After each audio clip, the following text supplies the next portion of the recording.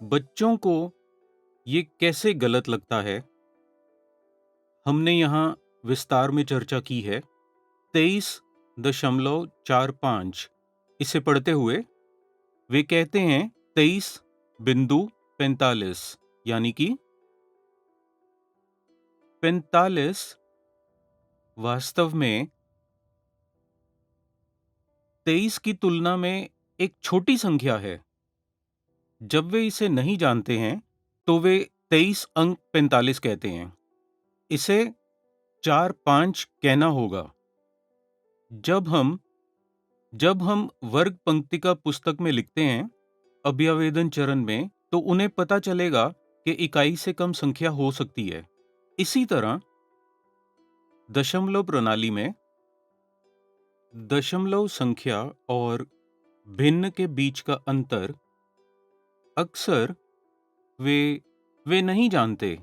केवल जब वे समझते हैं कि दशमलव प्रणाली 10 की प्रणाली से विकसित हुई है, तभी वे 1/10वें, 1/100वें, 1/1000वें इन सबको अच्छे से समझेंगे।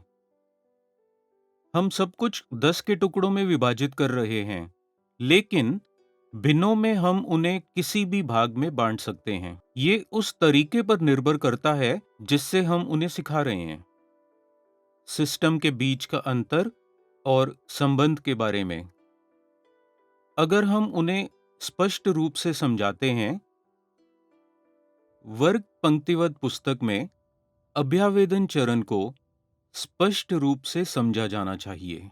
तब उनके मन में अवधारणा स्पष्ट होगी और वो इस संकल्पना को अच्छे से समझ पाएंगे।